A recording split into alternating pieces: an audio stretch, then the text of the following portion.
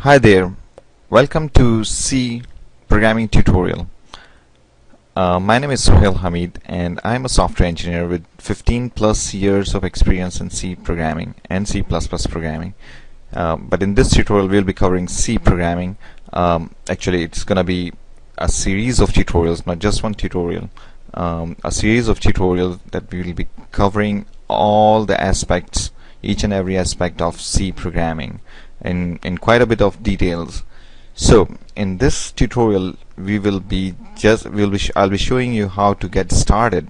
So to get started, what we will have to do is to basically download a compiler / integrated development environment IDE from a website. It's totally free. You can do that, and if you already have a compiler set up, that's fine too. I'm not going to be assuming in this this entire course, as I would call it. I'm not going to assume that you already have an experience in C or introduction to C or exposure to C. I will just assume that you are a total beginner, and this is how I'll be basically teaching you programming in C. So assuming that you don't have any compiler and stuff, what you need to do is to go to this website here, and I'll be posting the link in the video description and even on this video itself, and then scroll down to where it says downloads, and we are looking for this download here, dev C++ 5.0 beta 9.2 or any other version. It may be, depending upon how long it has been since I made this video, the version number might change. Basically what we are trying to do here is looking for the version of dev C++ that has GCC, GNU C++ compiler in it. Now I've been talking about C++, it's the C programming language is actually the subset of C++.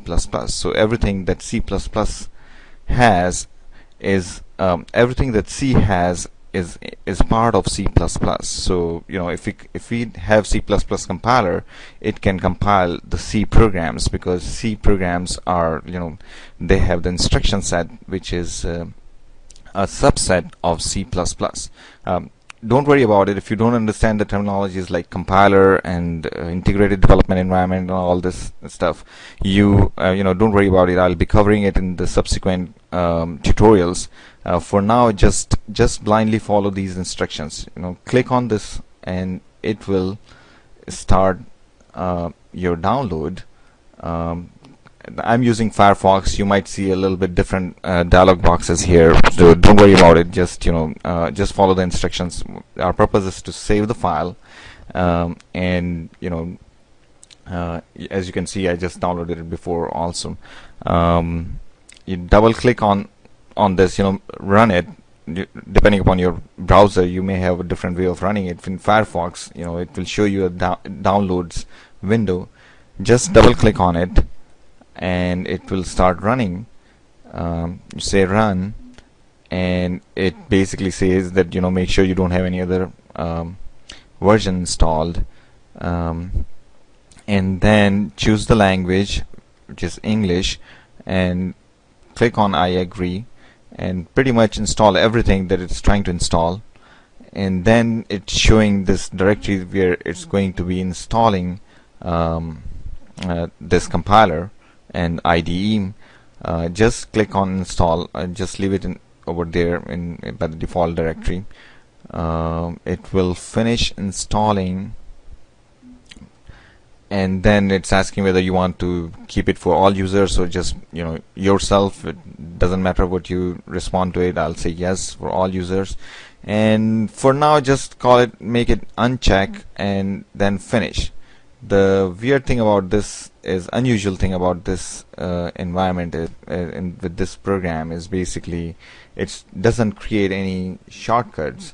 So let's try to create this shortcut so that we can just click on that shortcut next time and be able to access this software. So here you can see what I did was I went to start menu, run, I mean, my taskbar is up here, your taskbar, usually the taskbar is down here below at the bottom of the screen. Wherever it is, just go to start and then click on run, and you will see this dialog box, and type C colon backslash and then press OK, and you will get Windows Explorer with C colon directory, and you can see this is where it has installed that compiler. If you go inside it, you will see this dev C++ icon here. What we need to do is right click on it, and I have a whole bunch of garbage here. You will probably won't have this many options, but you should see a create shortcut. You just click on it and it will create the shortcut right here in that directory. We don't want it in this directory. What we want is it right here on the desktop, so that we can access it next time easily. So we will just drag it down on anywhere on the desktop, and it will move from here to here, and we'll just leave it right here, and then double click on it to run it. Here you go. So we have it running right here, and what we need to do is, one thing that you need to do is go to tools and then compiler options, and then you will probably have it like this, because I already had it installed before, so it remembers it. You will probably have this like this, both of these boxes empty.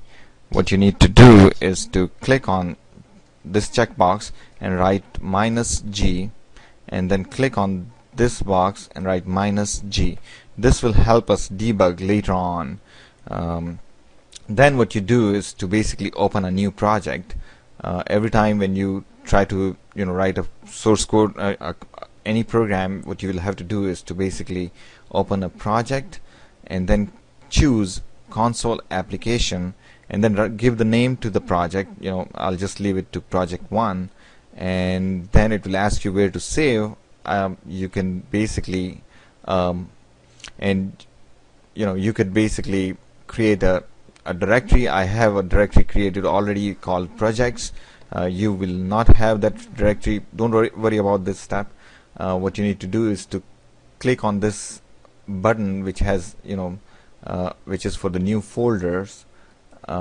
Just click on it, and it will show you new folder here, and then create projects directory here, and then double click on the directory to go inside that directory, and then save. As soon as you will save it, you will see this little C program. Don't worry about it, we will cover it what it means, but for now I just wanted to let you know how to create a new project. And there, inside that project, there is a file main.cpp. What you need to do is to save it, and it will basically bring up the same projects folder here, and click save. This is how we are going to be saving any program that we are going to create. If there's anything that you do not understand here, don't worry about it. The only thing you need to do is to basically be able to go to that website, and the link of that website is in the description and on top of this video screen as well, and just download that software and install it and create a shortcut on the desktop. And that's all you need to do in this tutorial. That's all you need to learn out of this tutorial. Subsequently, we will be learning about creating the projects, what the compiler means and what it does, and what kind of what C programming language is, what a programming language means, and all this. Everything comes next. For now, this tutorial just shows you how to get started, just how to set up. Okay, I hope you like this video. If you do, please subscribe, and I will be basically creating all those cool tutorials, easy to understand, to get you going in programming in C. Thank you.